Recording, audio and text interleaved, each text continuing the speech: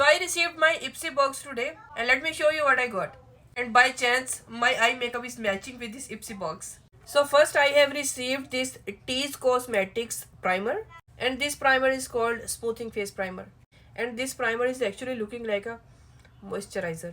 But yeah, we have this smoothing primer. Next product I have this lip oil from Lawrence, and that's the lip oil color. And yes, I definitely wanna try.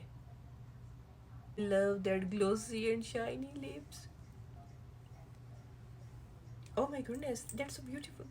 Next, I have this stamp eyeliner from HP Cosmetics. It's a jet black eyeliner and it also has that stamp.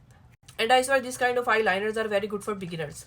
If you are a beginner and you don't know how to apply eyeliner, so you can go with these stamp eyeliners. Next, I have this cleanser from Ole Henriksen, and it says it cleans and removes makeup with orange fruit water and PHA. Must be a nice thing. So here it is, Truth Juice Facial Cleanser. Then I got this iconic London eyeshadow palette. That's how the palette looks from inside, and tell me, is wanna see any eyeshadow look from these palettes or not?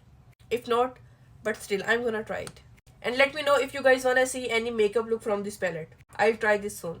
And yes, if you are a makeup lover and if you want these kind of products, all branded products in reasonable price, so you can get link from my profile. And yes, don't forget to subscribe for Ipsy box. Next I have this Ipsy glam bag, and let me show you what I got in my glam bag. So here it is. First I have this gripping primer. So this gripping primer is from the Beauty Crop. Then I have this exfoliator, and this is dual exfoliating clay, and the brand is Cat Burkey.